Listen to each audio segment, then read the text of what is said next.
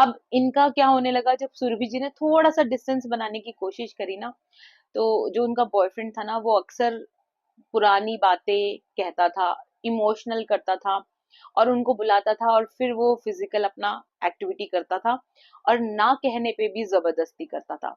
Basically उनका जो assault था ना, फिजिकल असॉल्ट होना चालू हो गया था। अब हरे कृष्णा मेरे प्यारे दोस्तों, आई होप आप सब बहुत अच्छे होंगे। तो फिर से स्वागत है आपका अपने चैनल फैक्ट्स गली में। मैं कंचन गुप्ता आपको बहुत सारे किस्से और अनुभव शेयर करती हूँ जो लोगों ने भक्ति में आने के बाद फील किए हों। तो आज इस वीडियो में क्या है नया, तो अंत तक जरूर बने रहना, और साथ में जो लोग चैनल में नए हैं वो चैनल को सब्सक्राइब करना ना भूलना। तो चलिए देर ना करते हुए आज का वीडियो शुरू करते हैं। तो आज का जो एक्सपीरियंस है ये है सुरभि जी का, जो कि नेम चेंज कर दिया गया है। उसका रीजन आप इस पूरी स्टोरी में जान जाएंगे। और ये जो एक्सपीरियंस है, ये कुछ ऐसा एक्सपीरियंस है जिसको शायद आप सक्सेसफुल स्टोरी नहीं कहेंगे, जो कि मैं पहले ही बता के चल रही हूँ।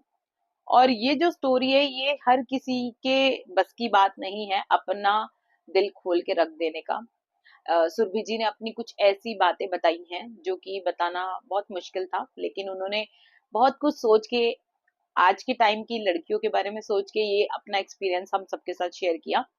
तो सुरभि जी बताती है कि वो दिल्ली में ना पढ़ने के लिए आई थी। कई साल पुरानी बात है ये। तो दिल्ली में वो पढ़ने के लिए आई थी, तो जब दिल्ली में उनका एडमिशन हुआ, तो उनका एक फ्रेंड बना। एक उम्र होती है अट्रैक्शन की, ऐसा ही उनका अट्रैक्शन हुआ। उनकी दोस्ती एक मेल पर्सन के साथ हुई, एक लड़के के साथ हुई, जिससे वो दोस्ती थोड़ी थोड़ी गहरी होती चली गई। पता ही नहीं चला उनको कब उससे प्यार हो गया। अब प्यार जब हो गया उनको, तो उनका मिलना जुलना लगा रहा। अब वो जो सुरभि जी थी, उनका जो फ्रेंड था, वो हॉस्टल में पढ़ता था। अब शुरू शुरू में जब हम किसी की तरफ अट्रैक्टेड होते हैं, तो हमें अक्सर ऐसा लगता है कि ये शायद हमारा लाइफ टाइम रिलेशन बनेगा, लेकिन भगवान को क्या मंजूर है ये हम नहीं जानते, और हमारे जिंदगी में किस पर्सन का कितना रोल निभाना है ये भी हम नहीं जानते हैं। बट हम पूरी कोशिश करते हैं कि वो एंड तक हमारे साथ रहे। तो कुछ ऐसा हुआ कि जब वो उनसे मिलने लगी, तो उनके बीच में फिजिकल इंटीमेसी भी शुरू हो गई, फिजिकल होना भी शुरू हो गया। ये धीरे धीरे इतना बढ़ता चला गया कि अब ये सब इनके लिए ना रेगुलर बन ही गया था। सुरभि जी कई बार अकेले में ये सोचती थी, क्या मैं जो कर रही हूँ वो सही कर रही हूँ। लेकिन एक प्यार का ऐसा नशा था ना, जो उनको पागल बनाए जा रहा था। उनको ऐसा लगता था, पता नहीं, लेकिन इसमें मेरा हस्बैंड छिपा हुआ है शायद। और अगर धीरे धीरे जब चीजें इतनी ज्यादा होने लगी ना, अब उनको अपने फ्यूचर की टेंशन होने लगी। अब उनका फाइनल ईयर आ गया था, और अब लाइफ में बहुत कुछ करना था, प्रोडक्टिव भी करना था, जॉब भी करना था, बहुत कुछ था। बट वो अब उस पर्सन से, मतलब अपने बॉयफ्रेंड से कहने लगी कि हमारा क्या प्लान है शादी का, या इन फ्यूचर क्या। तो वो अब उनसे कतराने लगा, वो और लड़कियों से बातें करने लगता था। तो अब जो सुरभि जी थी, उनको बहुत परेशानी ये होने लगती थी कि अब वो पहले वाला मेरा जो बॉयफ्रेंड था, ये वैसा रहा नहीं।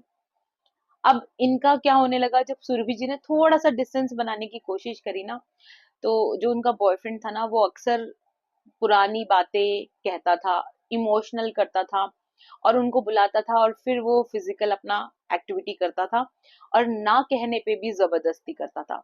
बेसिकली उनका जो असॉल्ट था ना, फिजिकल असॉल्ट होना चालू हो गया था। अब सुरभि जी एक ऐसी परेशानी में आके फंस चुकी थी कि वो बताए तो बताए किसको, और अगर बताती है तो वो भी उन्हीं का नाम खराब होगा। तो अब वो ऐसी परेशानी में आ पड़ी थी कि अब वो कुछ कर ही नहीं पा रही थी। और ये शायद वीडियो भी मैं इसीलिए बना रही हूँ। आज के टाइम में बहुत सारे बच्चे, गर्ल्स जो कि अभी यंग एज की है, वो नए नए कॉलेजेस में जाती है, अट्रैक्शन होता है, जो कि नॉर्मल है। हम ये नहीं कहते अट्रैक्शन होना गलत है, बट सही गलत की परख होना इस उम्र में बहुत ज्यादा जरूरी है, क्योंकि हमें ये नहीं पता कि दूसरा हमारा कैसे क्या इस्तेमाल कर रहा है। तो ये परख आज की गर्ल्स में होना बहुत ज्यादा जरूरी है, कि कोई भी डिसीजन इंस्टेंट ना लेकर सोच समझ के ले। लड़के की लाइफ में ज्यादा चेंजेस आते हैं, लेकिन जो लड़कियों का जाता है वो शायद कहा जाता है, बहुत पुराने टाइम में कहा जाता था कि लड़कों का कुछ नहीं जाता, लड़कियों की लाइफ खराब हो जाती है, जो कि काफी हद तक सही है। तो कुछ ऐसा ही हुआ। सुरभि का जो बॉयफ्रेंड था ना, वो उसको अवॉइड करने लगा। वो मतलब बस जब उसको काम होता था तो वो उसको बुला लेता था, अदरवाइज वो उसको अवॉइड करता था। और उसकी बहुत सारी फीमेल फ्रेंड्स बन चुकी थी, जो कि सुरभि ने अपनी आंखों से देखा था कि हाँ, इसका अब रिलेशन होने लगा है लोगों के साथ। अब सुरभि जी एक ऐसी दुविधा में फंस गई थी, ना इस बात को डाइजेस्ट कर सकती थी, ना इस बात को निकाल सकती थी। अब जब उस उनको ऐसा लगा ना कि मुझे कोई उपचार मिल ही नहीं रहा और मुझे कुछ भी आंसर नहीं मिल रहा, तब वो बहुत रोते हुए प्रभु की शरण में गई।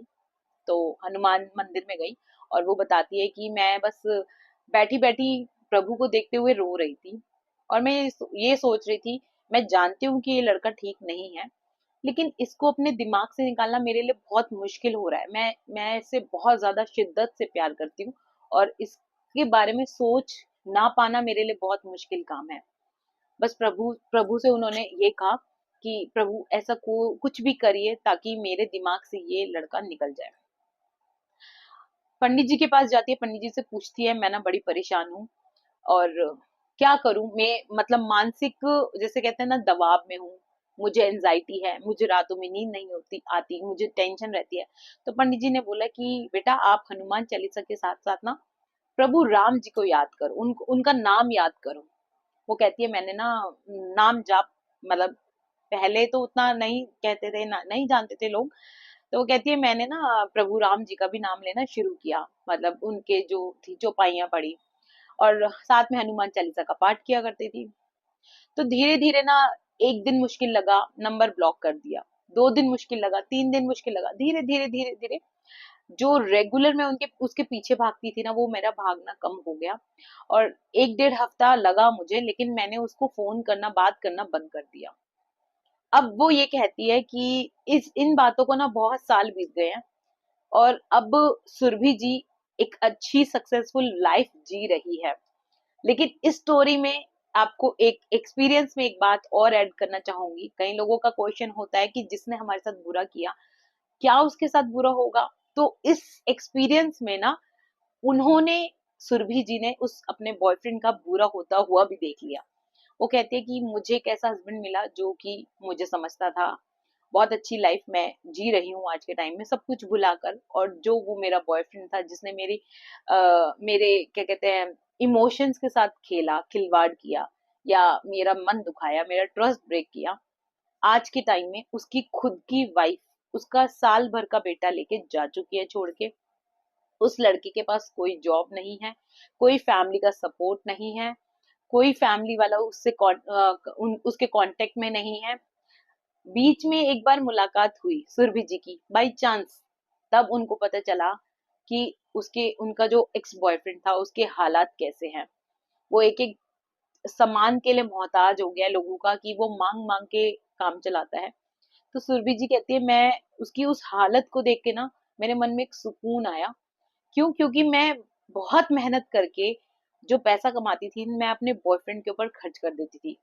और वो ये बात जानता था कि सुरभि जी के फादर नहीं है, और वो बड़ी मेहनत करके पैसा कमाती है और वो अपने बॉयफ्रेंड के ऊपर खर्चा करती है। लेकिन उसको उसकी हालात पे जरा सी भी दया नहीं आई। उसने जो करना था उसने किया।